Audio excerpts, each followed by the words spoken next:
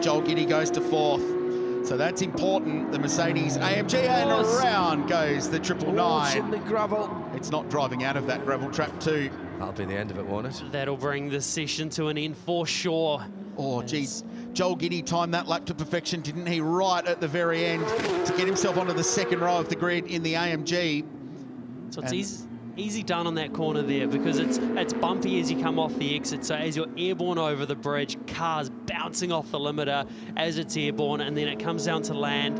And as you start turning in, you're trying to release the brake to carry the speed in on the bumps. It can just get a bit too much. And then obviously the engine in the rear of this car, a bit too fast, and around it goes. Matt did actually improve just before the red flag came out, and fair play to him, because if with that ABS fault, you do drive the cars on the ABS. It's not just a case of, oh, well, don't use the ABS. All right, what went wrong here? Oh. So you could see just on those bumps, as he was turning in, the rear just came around just a little bit on him, and it was all too much. And it just exaggerates itself as well, because as you start realizing that the rear's going, the only thing you want to do is put more brake pressure on.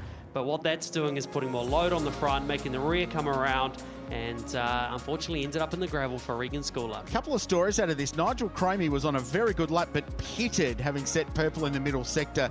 Joel Giddy right at the end goes to 4th, but Rick Armstrong will get pole position for the second round in a row in Summerset GT New Zealand. Sam Fillmore 5th.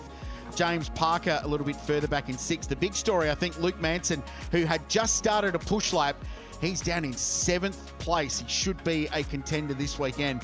He's going to have to pass some cars to do so. The battle of the GT4s was great fun in the end. So it was Willie Exton who did the time in the 107 Supra to edge out the teammate car in the form of Lachlan Evernnett by just 1/10 of a second. And then Ryder Quinn got Tony Quinn's Supra. So 1, 2, 3 for the Toyota product, up to 3rd place in GT4 at the end, with Matt Day and Grant Aitken in the Cayman rounding out the cars. So Rick Armstrong has pole position for Summerset GT New Zealand.